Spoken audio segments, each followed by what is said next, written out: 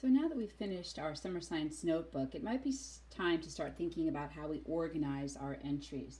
We created a great list of ways that scientists use their notebooks. Let me show you that list again. So we had taken some ideas from the text, the Notable Notebooks text. We came up with lots of ways that we could use our science notebooks.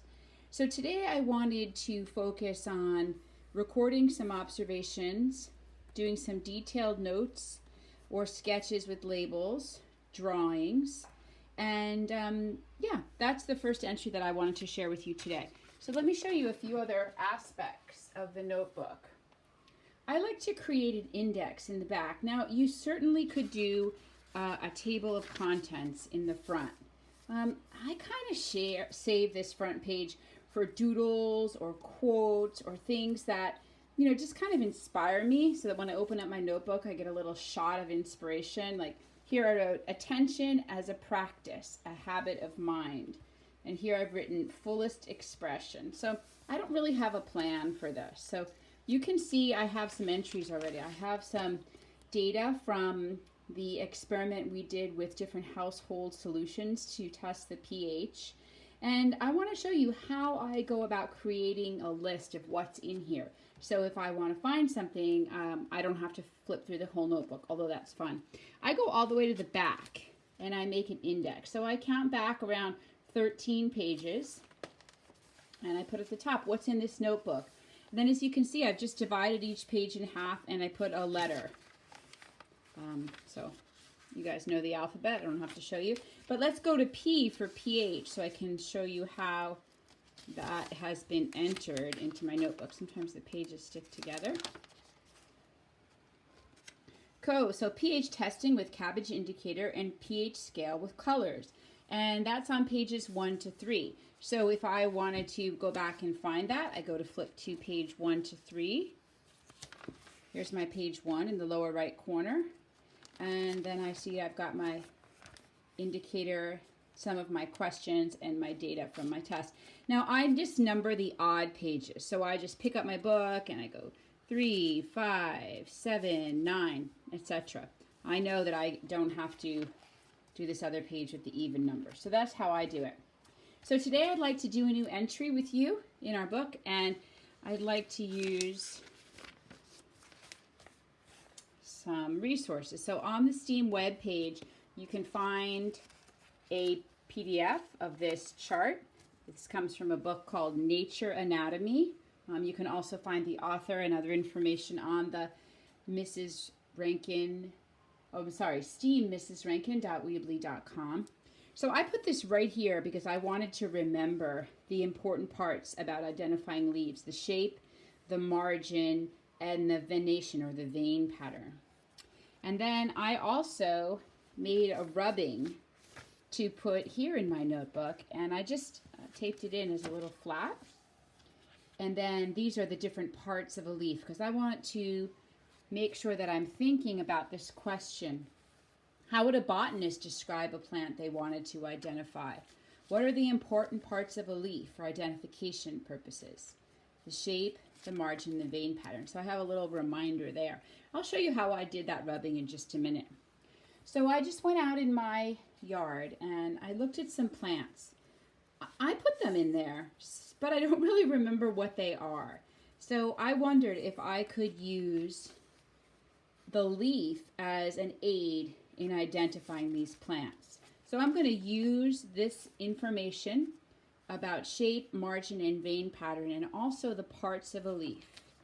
And I'm going to create an entry for identifying these leaves. So I have leaf number 1 and leaf number 2. And I'm going to go ahead and add the date, which, sorry for hitting the screen. Today is May 8th, 2020. All right, and I guess I can just call this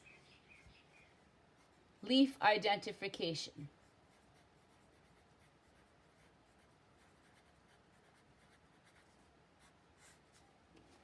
So I did 2 different things here. One, I made a rubbing so that I could get as much detail as possible out of this leaf. And then I did a sketch. And you know what? I did that for 2 reasons. One, I wanted to capture the color. The other is simply that just the action of taking my eye and looking closely and following all of the details of this leaf. I actually had to turn it over and use my magnifier to get as much detail as possible. Just the action of going through that process for me really gets in my brain all the detail I'm seeing. I'm really seeing all these little divisions or small veins underneath the leaf. And also, by going through the process of matching the color as closely as possible, I was really drawn in my attention to the color of the midrib, the color around the edge, and even this lighter color that makes up the veins. So that when I turn to my coloring set and I'm choosing different colors to shade or layer one over the other, I'm really paying attention to trying to achieve the most realistic color, because I know that that could be important when I go to try to identify this plant. So I'll go ahead and show you how I did this rubbing technique so that you can try that too. So all I need to do is go to a clean page in my book. I'm going to go ahead and go to the back to a page that I haven't used.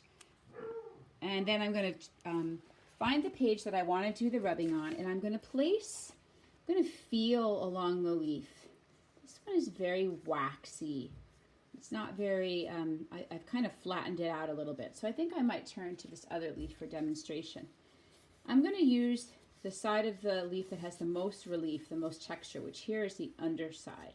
So I'm going to place this underneath my paper. Okay, and then I'm just going to use a regular pencil. The softer the better, so if you have a sketching pencil with soft lead, that might be great. But this is just a regular pencil right here. And I'm going to hold the paper down and get my hair out of the camera. And I'm going to just use the side of the pencil, not the point, but the side. So go ahead and watch what happens there. And you can probably see that I'm picking up the outline or the margin, the edge of the leaf, going to the vein pattern, crossing over that midrib. So I might have to go out here.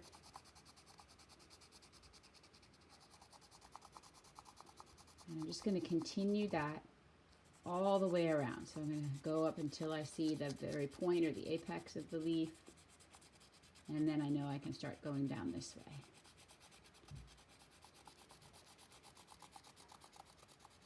Okay, and that way I'm getting all of this nice detail. That might help me identify the leaf.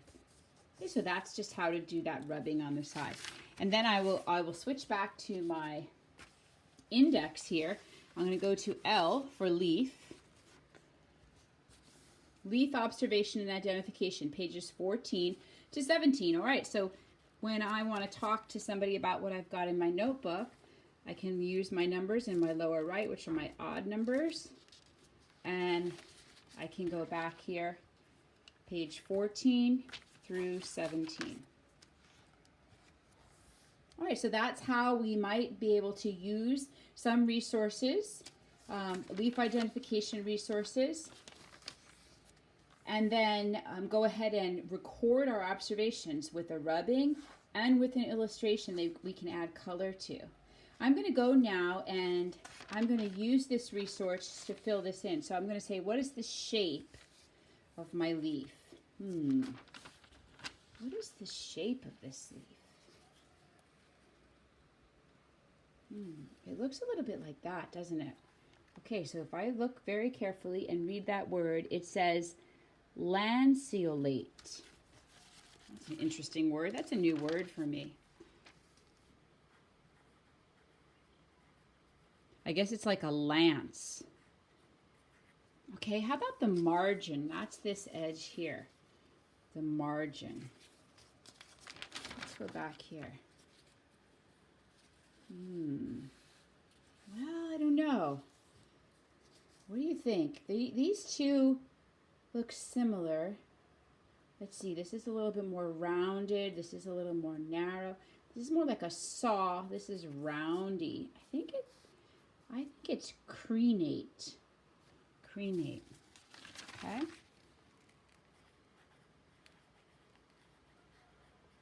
And how about the vein pattern? This was so interesting for me. Remember I told you I needed to take my magnifying glass and really examine that closely. So let me go back to the options here, the vein pattern.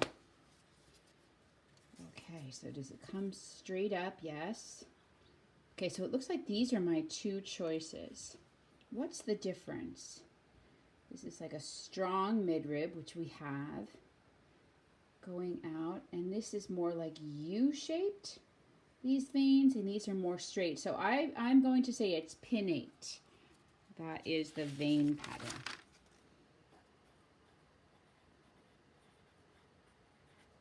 Okay, I made some other notes here. It's a rough papery texture.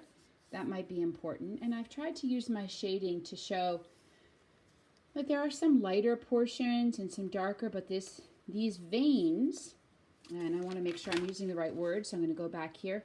The veins and even the blade, the outside edge, and the midrib are all kind of a reddish brown color. So I tried to achieve that by layering some different colors with my pencils. So I'll actually show you what I used there. I took out 3 different pencils and I just held this very closely, and I tried to do as near as I could with those colors. So colored pencils are great for that layering of different colors. That can help us get that shading just the way we like it. All right, I feel pretty good about this first attempt. Now my next step is going to be to look at a resource. So I might have a book, I might have an online guide. So in our next video, I'm going to jump onto this page. I'm going to ask myself some questions about these plants. I might go out and observe the whole plant to see if I can see any flowers, to see if I can see anything else that might help me identify it, like maybe the height or the size of the plant. So that's our next step, is to try to use this leaf study to identify the plant. I hope you'll join me.